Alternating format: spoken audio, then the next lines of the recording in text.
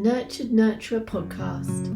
I'm Beth, here for the counsellors, therapists, and nurturers who need a little looking after. I'm here today with Niamh, who is the other joint co-founder of Counsellors Therapy Pot. And today we are going to tell you all about our lovely new podcast and how we want to have fabulous conversations for to help nurturers basically nurture themselves. And we'll also talk about Counsellors Therapy Pot, its origins and what we're up to. And then we also want to chat about how important it is to us to help nurturers to help themselves. So without further ado, let's get cracking. So welcome, Niamh. Hi, a little bit of background about myself. I am co-joint founder of Counsellors Therapy Pot, or affectionately known as Teapot. I am an integrative counsellor and coach through BACP, and I currently work within a university setting on solution-focused brief therapy. It's supposed to be a quiet time of year. It's now August 25, so it's not really quiet. But yeah, I also have a quite small private practice with a few clients to keep me on my toes longer term work. Thanks for that. And so I'm Beth. I'm an integrative counsellor. I've been in private practice for 6 years. I mainly work with people who experience trauma and mainly women who've experienced domestic violence and abuse in childhood, that kind of thing. So between us, I think we've got quite a lot of different experiences actually, which works well for running Counsellors Therapy Pot. And it always is just so interesting to hear about what other counsellors and therapists do, which is going to be one of the really lovely things about doing this podcast as well, I think, isn't it? I think so. We all our paths on this journey into this career, it's never been a straight line. I've never met any counsellor who has walked a straight path. We all have our own story, we have our own history. We bring all of that history with us to our clients. And we know the importance of our clients looking after themselves. We spend a lot of energy and time looking after our clients. And it's a bit like, we spend all this time, we know what to do, we know what to say, we know how to do it. We need to include ourselves in that self-care. Yes, absolutely. So that's why when we met up again, it was 2022, wasn't it? It was 2023.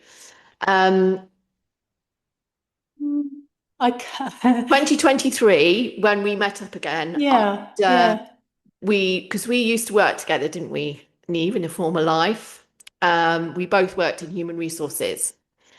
And we Somebody both has wanted to. to get out, put it that way, because I think human resources can sound like something where you're helping people. And I'm sure there's lots of people in that role who do.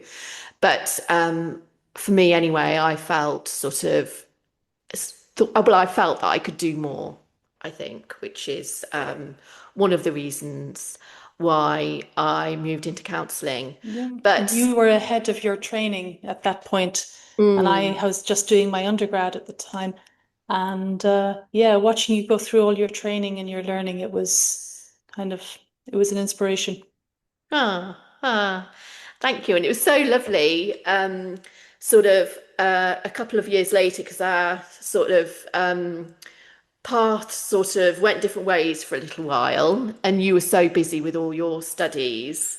And then when we met up and COVID happened and all of that stuff, and hard to believe that was 5 years ago now, but then meeting up again and discovering that you were just about to become a counsellor, It was just wonderful synchronicity, really. And Yeah. that's when we started to chat about the importance of counsellors looking after themselves. And we talked about the idea of setting up a little organisation that could make sure that counsellors could get affordable counselling. Because It after all, really did start over a cup of tea or 300 yes. in a lovely little coffee shop near us where we're based. And we met up initially just to provide peer support for each other as colleagues and as friends.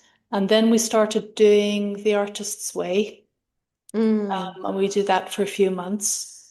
And as our relationship deepened, as we discovered more about each other and about ourselves, um, we, as you do, have a bit of a whinge and a moan about the industry and so many requirements and standards that we're held to when dealing with our clients, but we're not given any training on how to help ourselves, how to support ourselves, how for to be a good counselor to provide the best support for our clients, we should have our own therapy, but it's not a business expense.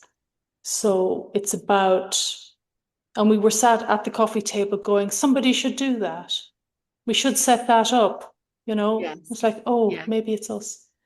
Yes, yes, absolutely. And I actually found the scrawl in my notebook of when we first started talking about it, and we started saying, "Should we get some of this down on paper?" And I had a little list, and one of them, and it said, and we thought of the name really soon, didn't we? Counsellors Therapy Pot, and there was a little list, and it said. Affordable counselling for counsellors, and it said self-care CPD.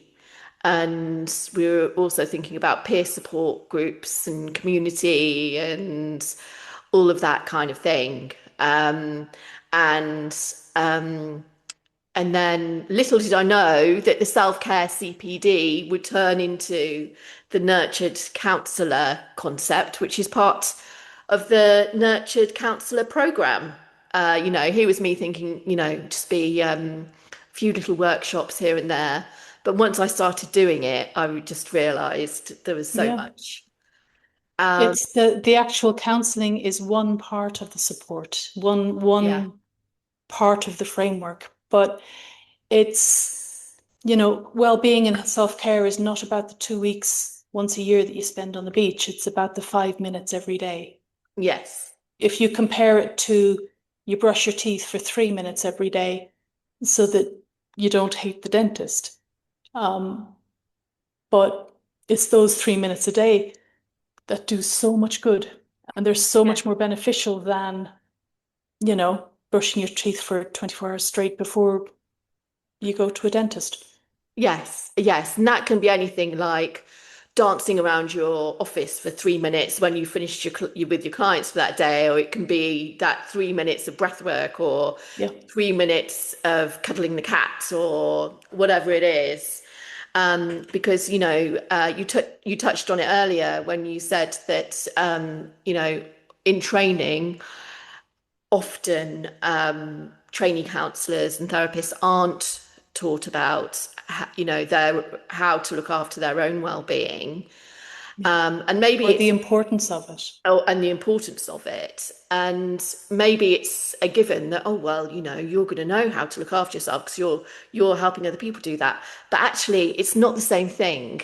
No. And you know, for instance, I mean, I think it's important to say that there are some training organisations out there who do a good job of this. I know that there are because I've been told that there are. But having said that, when I did a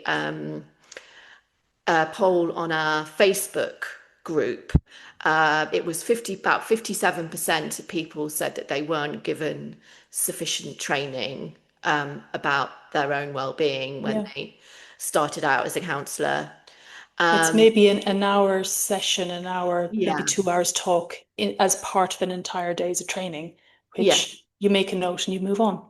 Yes, yes, absolutely. And there's all kinds of things that, I don't think are talked about. Like, for instance, I trained in sort of humanistic, person-centered, integrative therapy, and you know, we were always sort of told, turn your empathy dial up to full, and you know, but what happens to us when we do that? And and in my opinion, I'm not totally certain that's always the best thing for the client either. Sometimes they need sort of modeling of, a really sort of peaceful or stable nervous system, maybe empathy dial up to full isn't always the best thing, but I didn't have any idea about that when I started out on my counselling journey. I hate to use that word journey, but I can think of another one, sorry. Um, I'm not on the X Factor. I have to remind myself of that. But yeah, and I just think it's part of my mission anyway, and our mission at Counsellors Therapy Pot to help people, to help counsellors and therapists to work out how best to look after that themselves, whether Yeah. that's through the counselling service or through the counselling, the Nurture Counsellor program. And then, and as time goes on, we're also going to roll out the program to other professions as well, because I think there's other professions that will benefit from it, whether that's nursing, midwifery, other Yeah. therapists. It relates to anyone who, as part of their day-to-day job, whether it's a paying job or whether you're a carer at home or caring for children or caring for elderly, it doesn't really matter. It's about teaching yourself the skills. It's building your own toolbox and being able to Yes. fill it with a range of tools that you can pull out. Not every job needs a hammer. Okay, we're going to make sure you have a screwdriver as well, and you know, a xylophone and a packet of crayons and all the tools and skills that you need that work depending on what your needs are. Yes, yes, absolutely.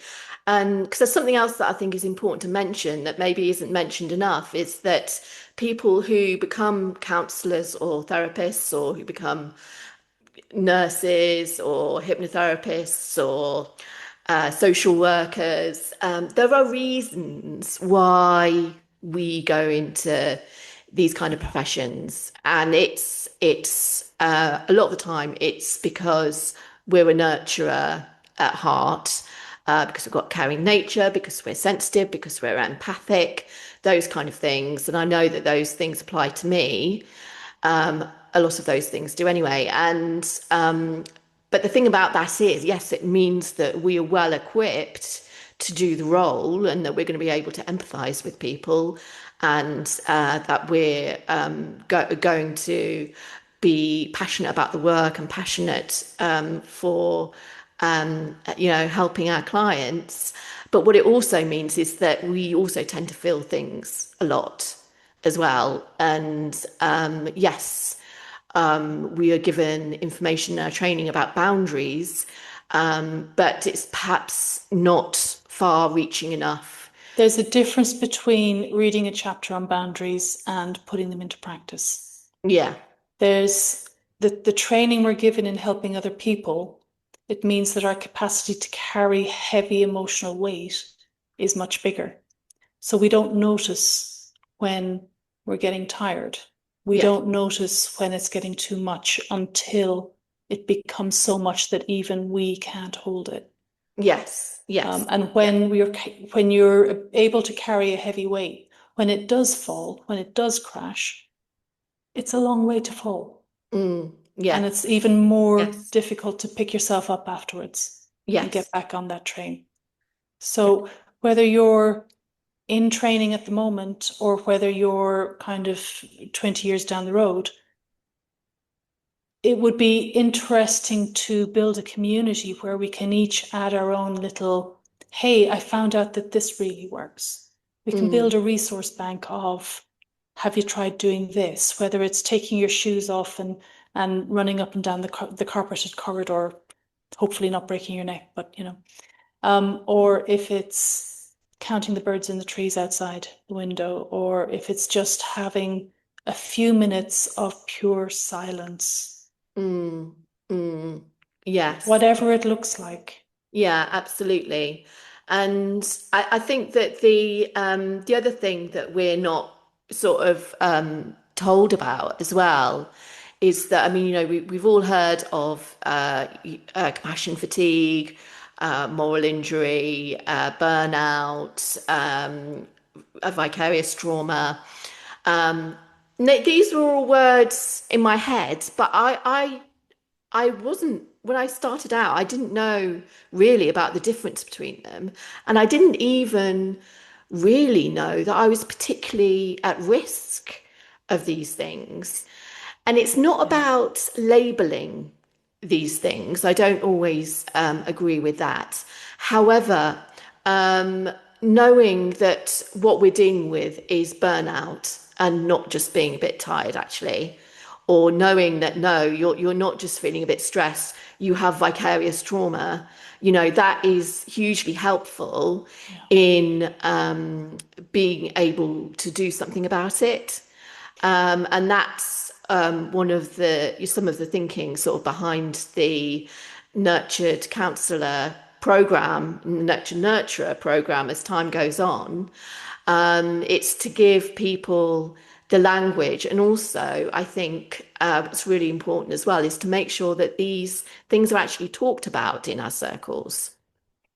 They are real.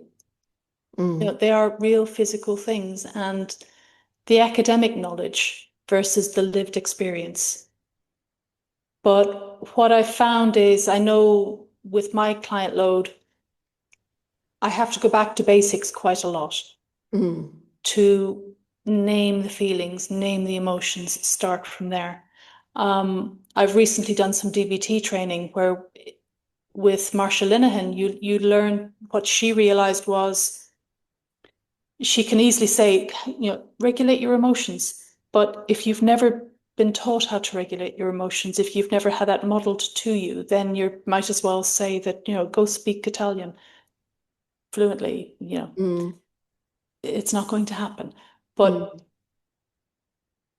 what I've learned with the DBT is that sometimes we have to go back and, do I know this emotional regulation? Of course I do. I'm a therapist. Why would I not know it? mm. But going back and learning the skill of how to practically do it and to live it and to do the Yeah. exercise and to practice the skill. Yes. It's even with all of my training and my experience, I'm learning new things Yes. Yes. And while also, I'm teaching yeah. them. Mm, mm. Yeah. And also, I think that, you know, it's about taking a step back and sort of saying, I'm suggesting these things to my clients and recommending these things to my clients. I actually need to do them myself. Yeah. And I think that we do forget that sometimes. Part of our training is to be authentic. Yes, yeah, totally. I've given up all sugar. Yeah, Mm. yeah, Yeah, me too. Wink, wink. And with regards to the sort of, you know, vicarious trauma, moral injuries, compassion fatigue side of things, I mean, when I first started out, I remember there was somebody, a client who, obviously I'm not going to say very much, but um, basically I had an image that kept coming into my head for weeks and weeks afterwards, something that they told me about. And I didn't know that that wasn't normal. Nobody told me. And actually, you know, well, maybe it does happen to a lot of counselors and therapists. I'm sure that it does. Um, but it shouldn't be normalized. No. And not just, oh, well, yeah, that's just what happens. Because the problem is that that's when really good counselors, therapists, and also same with teachers, social workers, Yes. all of those kind of people, they leave because they don't realize or get so deep into it that they feel there's nothing they can do about it. They don't realize that they're burnt out. They don't realize that they have compassion fatigue. They don't realize that they have moral injury. Yeah. So you Uh, have someone who is so qualified, so experienced, and yes, so authentic in their yes, approach yeah, that they walk away thinking that they failed.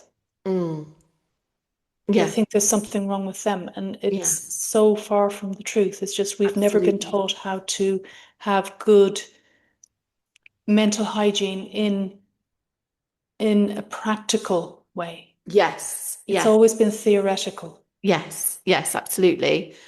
Because one of the things that I've realized sort of over the past couple of years is how much well, I anyway, sort of take things in my body. And now I've read Babette Rothschild, Help for the Helper book, and it's like, oh yes, that makes perfect sense.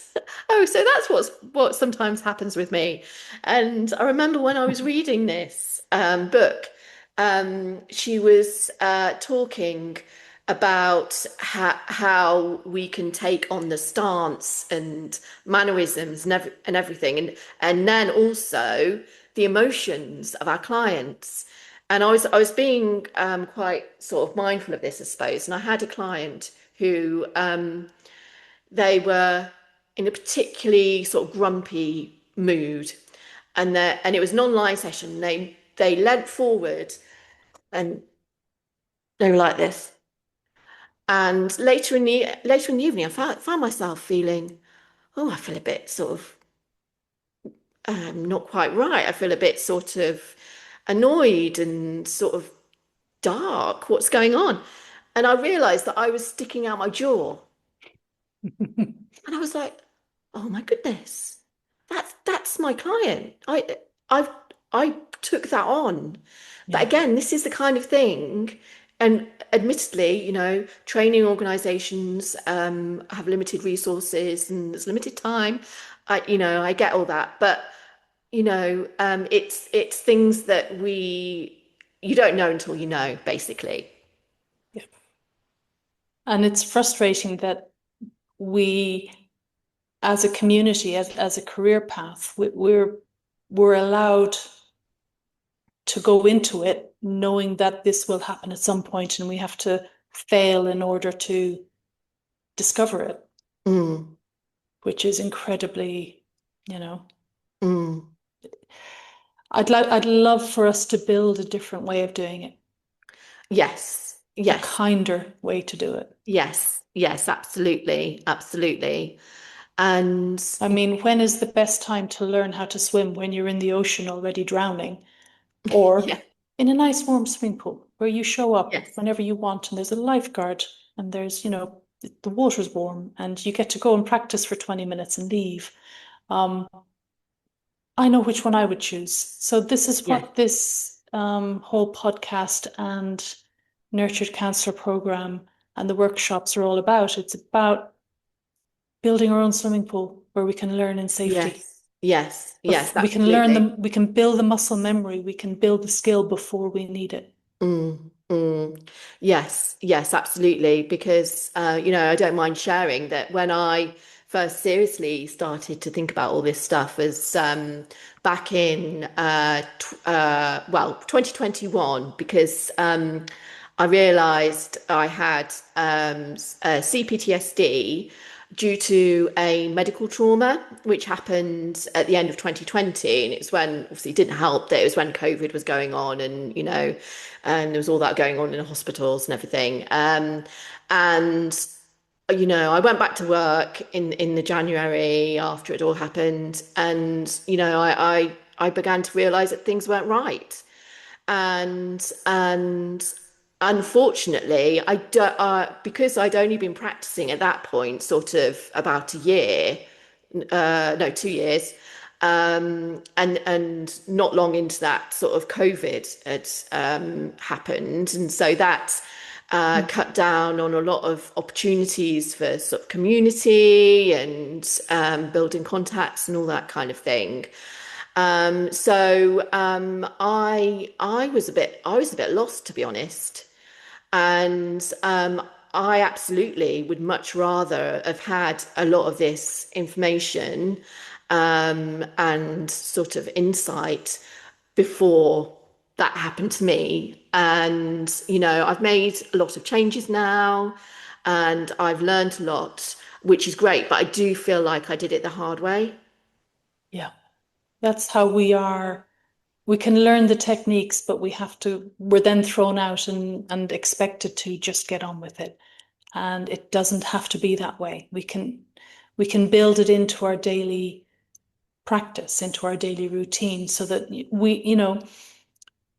part of what makes us a good therapist is we want to help society.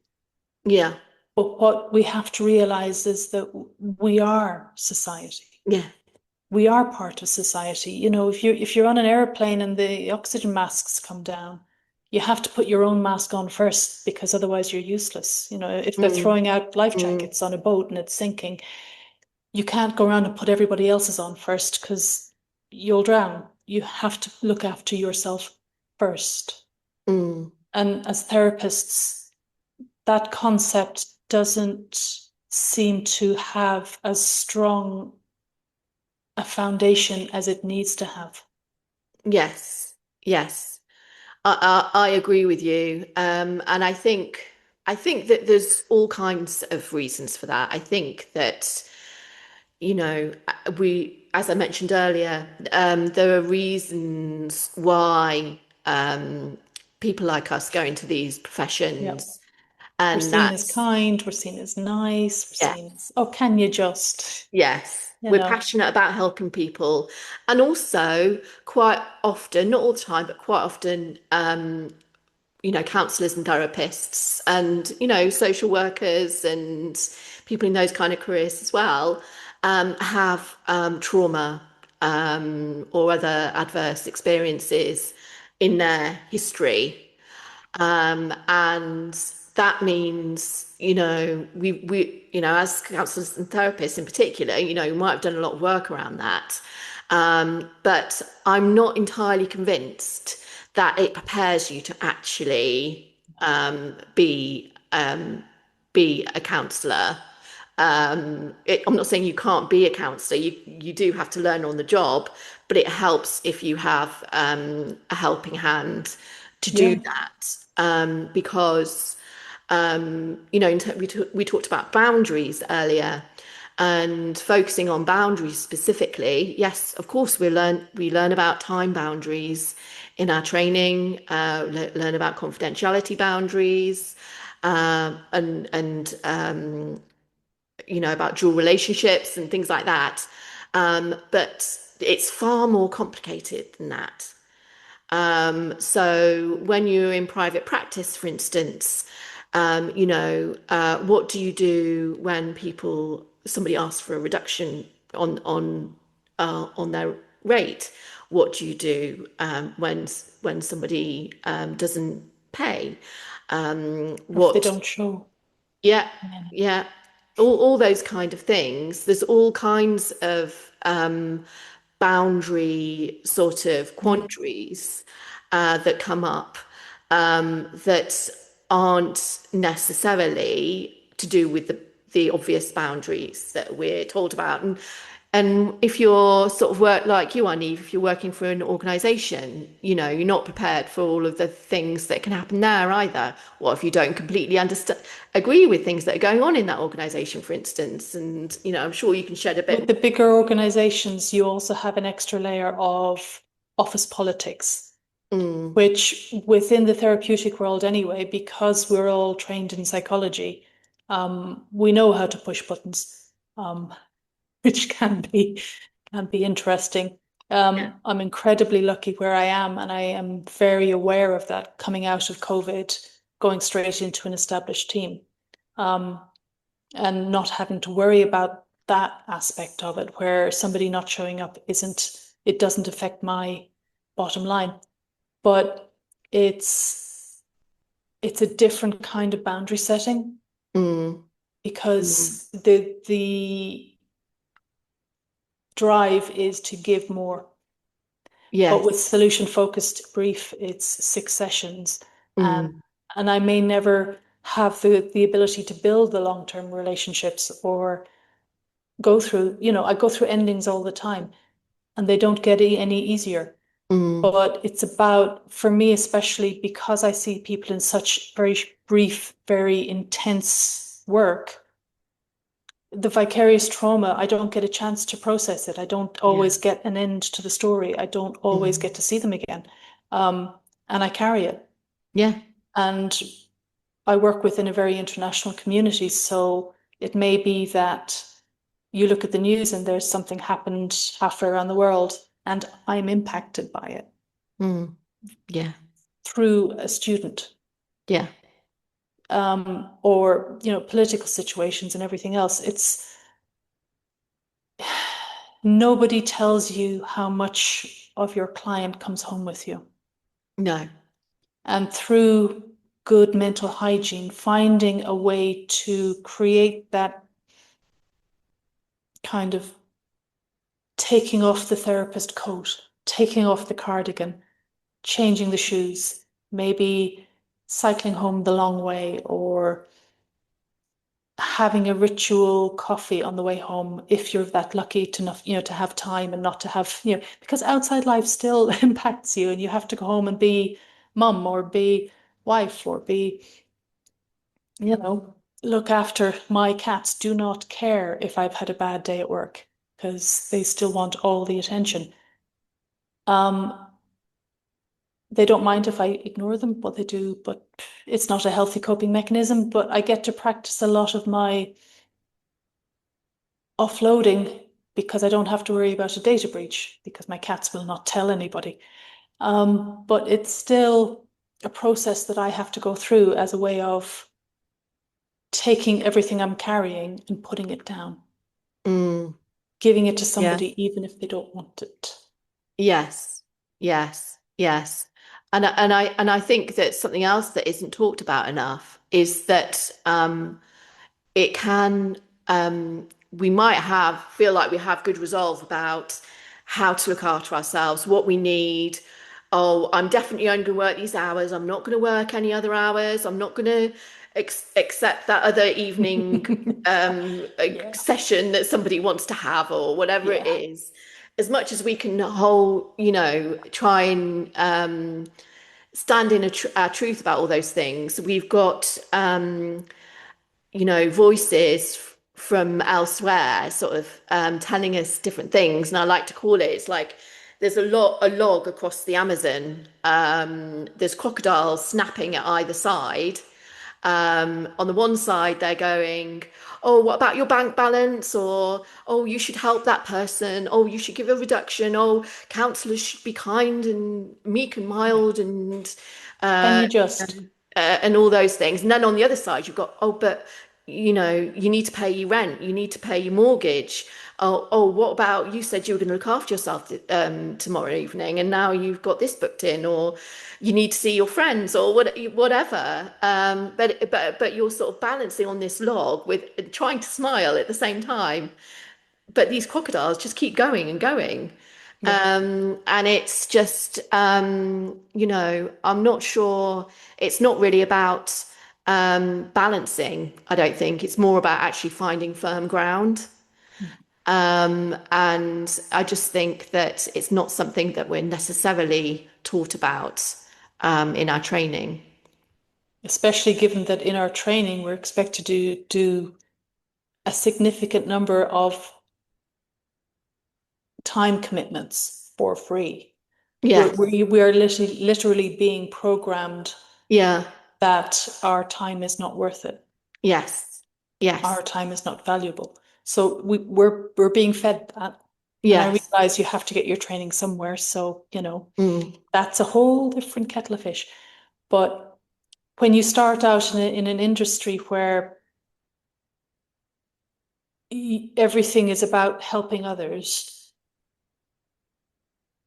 but you're not allowed to take any value of that for yourself because, oh my God, we might be seen as selfish, you know. But Mm. self-worth is not selfish. No. Kindness is not selfish. Self-esteem is not selfish. No. No. Self-compassion is not selfish. No. And we No. have to be able to say, I am worth it. Yes. Yes. I'm worth this extra 3 minutes or 5 minutes or half an hour, you know. Yeah. Yeah.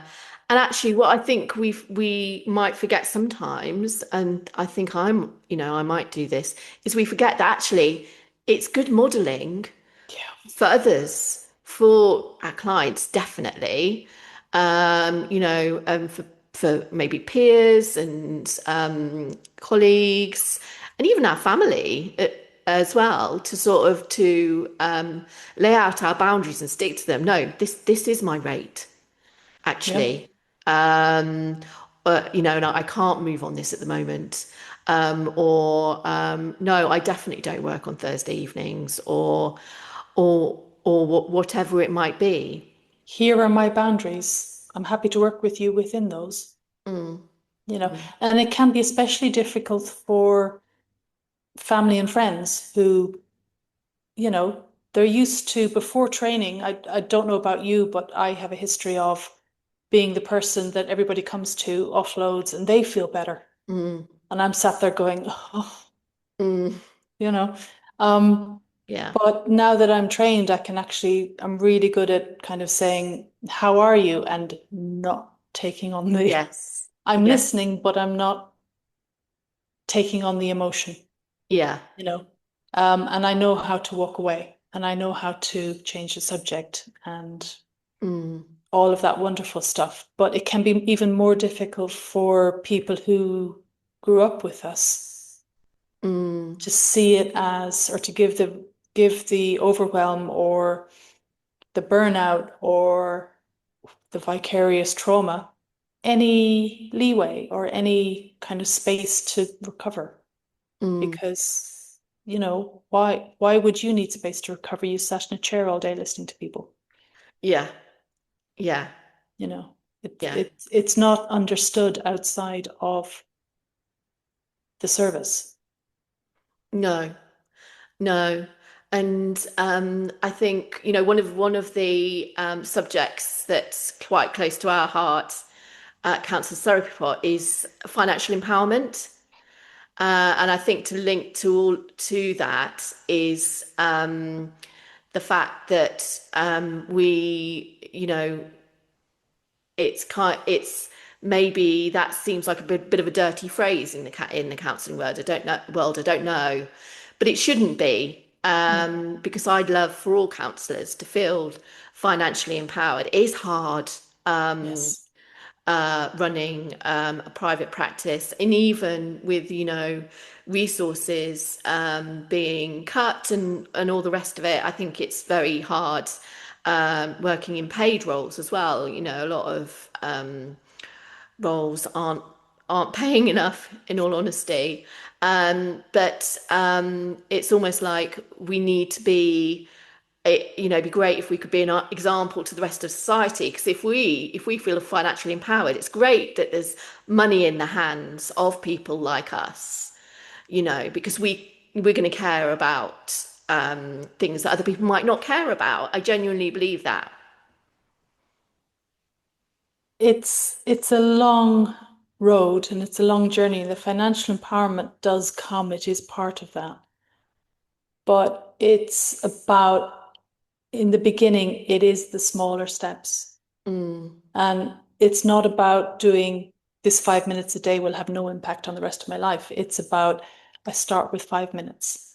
I mean, if you and I were to go out today and run a marathon right now, I don't know about you, but I would, well, first of all, I'd die laughing, but then I'd just die.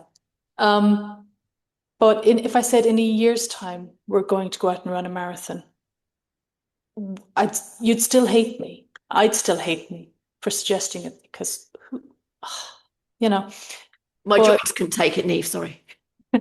but if we went out and we got injured and we recovered and we went out again and we got wet and we got cold and we warmed up and we hate it and we love it and we hate it.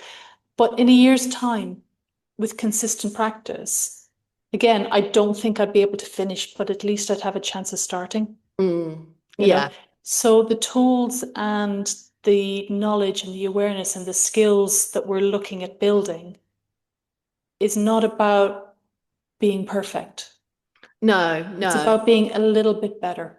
No, absolutely not. So the nurtured counsellor concept workshop that's out now, um, basically a big part of it is that there's nine cornerstones, um, and and we say in that of course you're not going to focus on all of them at the same time, but there's cornerstones like psychoeducation for counsellors. So that's the part about you know, things like vicarious trauma and moral injury, and things like that. And but again, it's not about labeling. It's basically about sort of looking at things and thinking, well, am I taking my own advice It's first like of doing a all? hygiene check or Yeah. taking your car for a service.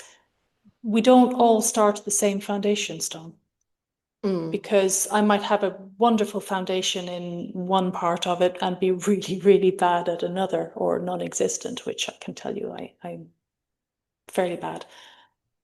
But it's through the workshops and through Counsellors Therapy Pod and through the reading and the learning we've been doing and the discussions we've had, I've realized just how much I don't know. mm, And yeah. that is quite uncomfortable. Yes, yes, yeah, I know what you mean. And also, it's about this part about, um, yes, we've learned about all this theory and all these concepts, whatever training that we have done, but it's actually different applying it to Yeah. being a counselor The or real world therapist. practicalities of day to day. You're not going to talk about such and such a theory when you're in between clients. You're going to go, I'm going to sit and have my really nice cup of tea Mm, for 5 minutes just because I mm. need it. And then that can be enough if you do it consistently Yes, and if it's yeah. part of an ongoing whatever. But with the foundations, with the foundation stones, some of them you may think, oh, I know that one. But once you start working into it and looking into it and exploring it and everything else and doing it properly, probably for the first time to do it consciously, Mm, um, it's not that it's not that we're ignoring these skills. It's just that some of them we know we learned organically, but we didn't know why we know them. yeah. So going back and learning it manually, we can add Mm, another layer. And mm. some of the missing pieces might fill in. Yes, yes. And also, we might all know about imposter syndrome, for instance, or people pleasing. But when you become a counselor, whether you go into private practice or whether you start working in a paid role, the imposter syndrome or people pleasing takes on a whole new box of frogs. And, I may or may Gets not be talking about bigger. myself in this, you can make your own assumptions there, but it really you don't realize until you get started how that imposter syndrome or how that people pleasing can sort of It's pervasive. take its hold Yeah. when you're doing this kind of work. Yeah. So that's one of the cornerstones. That's the psychoeducation one. So it's not meant to be at all patronizing or anything like that. We know that you guys out there have done loads of training and done loads of therapy. We absolutely know that. But whether it's people just starting out on being a counsellor, or whether it's people who need a bit of a reset and a different perspective, Yeah. it can just be really helpful to look at these things in a different way. Another cornerstones include creativity and spirituality. We also talk about community, which is something I've wanted to mention really, because you were talking about the importance of community earlier, Yeah. and that's very much something that we've wanted to build with Counsellors Therapy Pod, isn't it? It's a solitary um, career. Mm, We're in a room with our client, and when we come out of that room, we don't really want to talk to people, or that might just be me.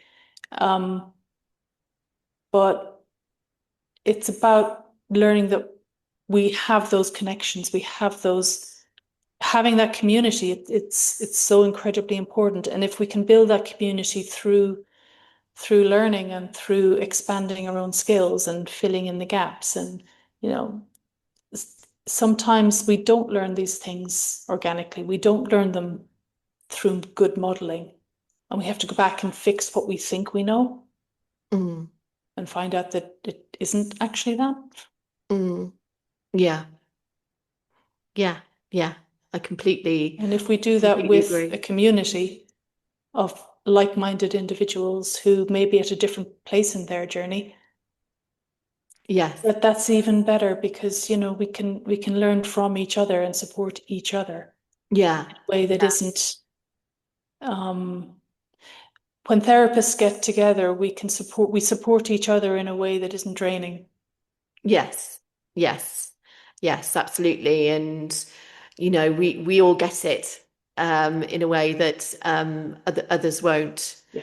of course. And you have that Um, within loads of different industries. You put a room full of nurses together and they'll just, you know, yes. that eye contact, that's it. That's all that's needed. Yes, yes. And there might be others out there who feel similarly, but like I said, I when I started out in private practice, it wasn't long before COVID started. And I think everything just went a bit awry, understandably, at that kind of time. And I hadn't realised the importance of community at that point. I can be a bit of a lone wolf, I was kind of taught to be to be quite yeah, a bit of a lone wolf, basically, look after my own business. And and others might have had a similar experience that in COVID, It just became more so. yes, yes. But it is so important. So hence, we're coming full circle a little bit here, Niamh.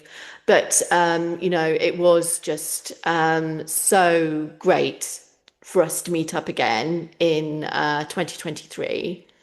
And especially with us both sort of embarking on this career. And I would never have imagined that it would end up here. yeah, yeah, yeah. Yeah, I think I don't want to speak for you, but I feel really quite. This is a passion project. yeah, It feels so important yeah. to for ourselves and for other counselors and therapists and other similar professions to bring a strong, build a strong foundation of knowledge, rituals, community, so that, Self-care. yeah, yeah, so that we can thrive, not just at work, but also in Yeah. all of our lives. It is about the individual. It's about the whole person, not just the Mm, carer, not just the yeah, therapist, not just the nurse, not just the social worker. It's about making sure that there, there's enough left in the box that we can actually live our own lives as well yes, in yes, a healthy, balanced way. yes, And that we're so used to giving to society. Yeah. I have found we don't always remember that we are also part of society. Yes. Yes. Yes. We matter too. We matter too. Can I put that on a t-shirt? Yes. Yeah. Well, that's something else we can do, isn't it? The world's our oyster, Niamh. We'll draw to a close in a few minutes, but what we're doing in the podcast with all guests is at the end talking about a nurturing practice or ritual that they are enjoying at the moment or think is really important or really great or whatever. So Niamh and I are going to share one of those, I think. Okay. Um, so would you I like to think go I gave first? my one earlier on, but this is something that I try and do when I remember. I'm a perfect no, but sometimes good enough is good enough. But just after a session or before I go home, just to take 5 minutes of silence, if I can. I have a set of noise cancelling headphones I put on and I just sit and be. And if I can do this outside, even better. But just 5 minutes of not having any input or output. Just as an introvert, that really helps me. Yeah, yeah, it sounds wonderful. I might do that after this. And mine, actually, my favourite one right now, if you ask me on a different day, it might be different. But I am a huge fan of breath work. And I think it's so easy to forget to focus on our breath. And so that's something that I like to focus on. But recently I've discovered how wonderful it is to do breath work outside. So I combined my morning walk with doing some breath work on a bench. And I felt great afterwards. Yeah. And it's not something that takes long, doesn't have to take long. You could sit there for half an hour, you could sit there for 5 minutes. I still personally think it makes a difference. I think it's about the commitment. It's the making it non-optional. Yeah, yeah, If we're happy to take 3 minutes to brush our teeth, we have to be happy to take 3 minutes to go out and hug a tree. yes, yeah, yeah, absolutely. So, I don't know about you, Neve, but I've really enjoyed this No, it's conversation. been great. It's been the first podcast I've ever been on. Absolutely terrified. Is it perfect? Probably not. But you know what? Like I said, good enough is good enough. Yeah, We're here learning this. We're not coming in as experts. We're coming in as we're learning this as we go. yeah, yeah, definitely not aiming for perfect. Probably just as well, but you know. Well, until next time then, thanks for listening, everybody. And Yes, thank you. and we will see you next time. Take lots of care.